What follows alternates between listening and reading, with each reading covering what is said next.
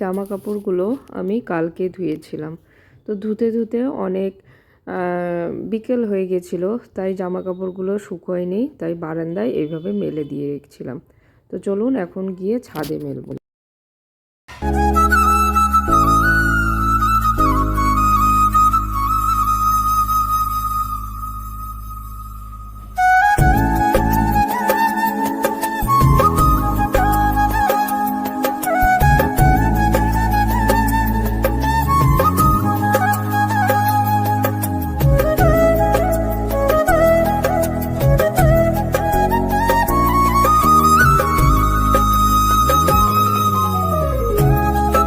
Good morning বন্ধুরা, আশা করছি তোমরা সবাই ভালো আছো। তো দীপা ব্লগে তোমাদের আরও একবার স্বাগত। অনেক দিন পরে বন্ধুরা তোমাদের সামনে এলাম। তো আমি কিছু ফ্যামিলিগত প্রবলেম বা কিছু কারণে আমি ভিডিও কন্টিনিউ করতে পারিনি। প্রায় 1 বছর পরে তোমাদের সামনে এলাম। তো তোমরা আমার একটু পাশে থেকো, সাপোর্ট করো।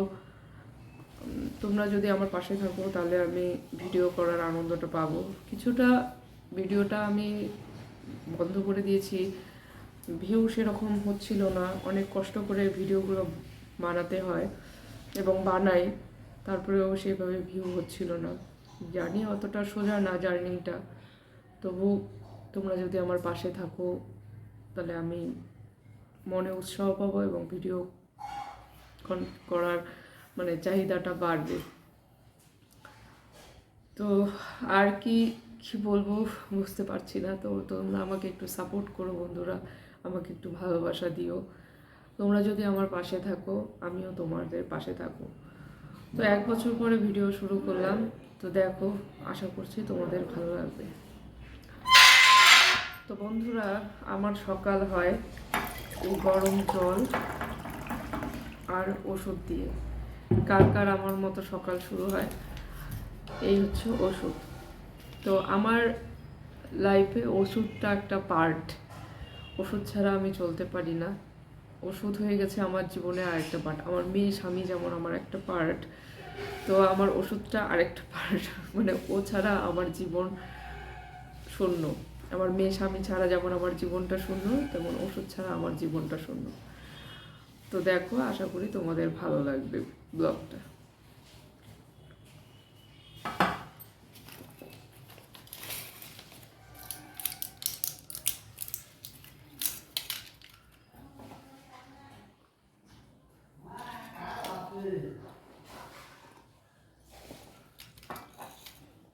তো আমার সকালের কাজকর্ম তোমাদের সামনে কিছু শেয়ার করেছিলাম। তো এখন মেয়েকে উঠাবো। তো সকাল এখন বাজে 9:30। তো 9:30টায় আমার মোটামুটি সব কাজ শেষ হয়ে যায়। এখন মেয়ের উইন্টার ভ্যাকেশন পড়ে গেছে স্কুলে, তাই সকালে একটু দেরি করে উঠি, নাহলে আমাকে 5:30 6টার মধ্যে উঠতে হয়, মেয়ের মর্নিং স্কুল।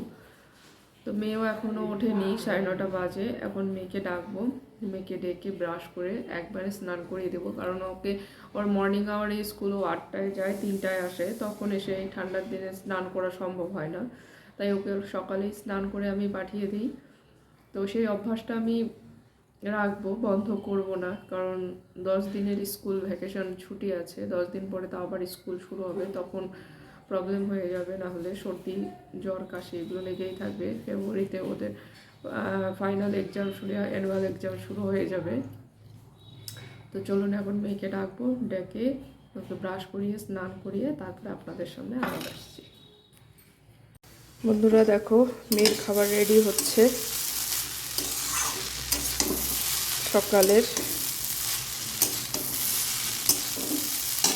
আমি এখন বাজারে যাব, বাজার থেকে এসে আবার তোমাদের সঙ্গে পরে দেখা হচ্ছে। তো আজকে 25শে ডিসেম্বর বন্ধুরা। তো মেয়েকে নিয়ে একটু বাইরে ঘুরতে যাব। চলো কোথায় যাব, কি করব সারাদিন তোমাদের সঙ্গে শেয়ার করবো। আশা করছি তোমাদের ভালো লাগবে। দেখো বন্ধুরা, ও সব কিছু রেডি, স্নান করে এসে পড়বে। গুড ইভিনিং বন্ধুরা। তো দুপুরে খাওয়া দাওয়া অনেক আগে আমাদের শেষ হয়ে গেছিলো ঘুরতে যাওয়ার জন্য। তো মেয়েকে বারবার বললাম, বাবান কোথায় যাবি, চল পার্কে যাই, মার্কেটে যাই, তুই কি কি কিনবি। সকালে বায়না করতেছিল, মা খ্রিসমাস ট্রি কিনে দাও। তো বলছিলাম যে ঠিক আছে দুপুরে খাওয়া দাওয়ার পরে মার্কেটে গিয়ে তোকে ক্রিসমাস ট্রি কিনে দিব, পার্কে ঘুরে তারপরে ক্রিসমাস ট্রি কিনে বাড়িতে আসবো। দুপুরে খাওয়া দাওয়ার পরে তারপরে ওকে বললাম চলো বাবান এখন যাব। ও জানি না কেন গেল না, হয়তো বড় হয়ে গেছে। আগের বারও ছোট ছিল, তখনও কত বায়না করছিল চলো পার্কে, চলো চলো এটা কিনে দাও ওটা কিনে দাও। এবার সেই তুলনায় বায়নাটা অনেক কমে গেছে। ভাবতেও খারাপ লাগে যে আস্তে আস্তে মেয়ে বড় হয়ে যাচ্ছে। আচ্ছা যাই হোক বন্ধুরা, তোমাদের মানে আমার জীবনে সবথেকে বিরক্তজনক কাজ হচ্ছে এই লেপের কভার আর লাগানো। তো তোমরা কে কে আমার মতো এই লেপের কভার লাগাতে বিরক্ত হও?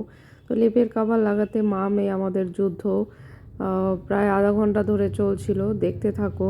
আধা ঘন্টা পরে আমাদের লড়াই শেষ হয়েছিল। প্রায় আধ ঘন্টা লড়াইয়ের পর দেখো আমাদের লেপের কভার প্রায় ঢুকোনো শেষ। তো এখন লেপের কভারটা সোজা করতে গিয়েও অনেকটা টাইম লাগছে। তো সোজা করার পরে তারপরে মেয়েকে বললাম, মানে মেয়ে তো হাঁপিয়ে গেছে, মেয়ে শুয়ে পড়েছে। তারপরে মেয়েকে বললাম মা তুমি গার্ডার আর চিরুনি নিয়ে আসো, তোমাকে চুল বেঁধে দিব। তো মেয়ের চুল বেঁধে দিয়ে তারপরে মেয়েকে নিয়ে যাব একটু দোকানে, ও কি খাবে সেটা কিনে দেব। ঘুরতে যখন গেল না, কিছু তো একটা কিনে দিতেই হবে, বলুন বাচ্চা মানুষ। তো আর দোকানে গিয়ে দেখি ও কীরকম কেক পছন্দ করে না করে, সেইভাবেই ওকে কিনে দেব। তারপরে টিউশন আছে, টিউশন ম্যামও চলে আসবে, তাই তাড়াতাড়ি দোকানে যেতে হবে।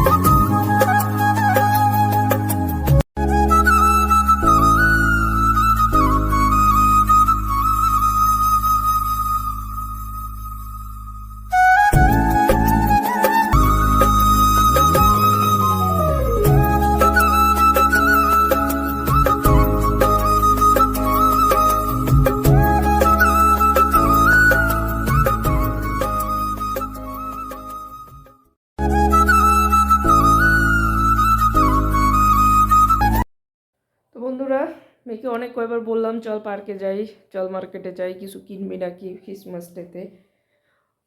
ওকে প্রত্যেকবার স্যান্টা কিছু না কিছু দিয়ে যায়, তো এবার স্যান্টা কিছু দেয়নি। তবে বারবার বলছিলাম চল কিছু কিনবি, তো চল আমি কিনে দিচ্ছি, তো কিনবে না। তো এখন একটু দোকানে ম্যাম আসবে, ফোন করলো, তো ম্যাম আসার আগেই একটু দোকানে নিয়ে যাচ্ছি, ওর পছন্দ মতো একটা কিছু কিনে দিব, কেক টেক। তো দোকান থেকে এসে পরে আপনাদের সঙ্গে আবার দেখা হচ্ছে।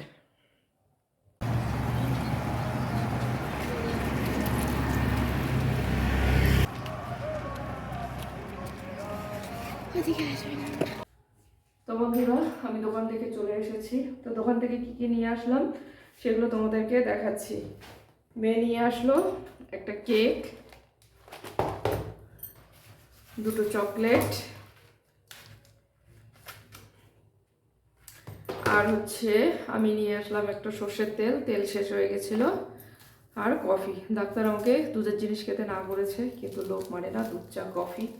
তো যাই হোক, তো এখন চলো বিকেলের সন্ধ্যার কাজগুলো সারি, ম্যাম আসবে, মেয়েকে খেতে দেই, তারপরে তোমাদের সামনে আবার আসছি।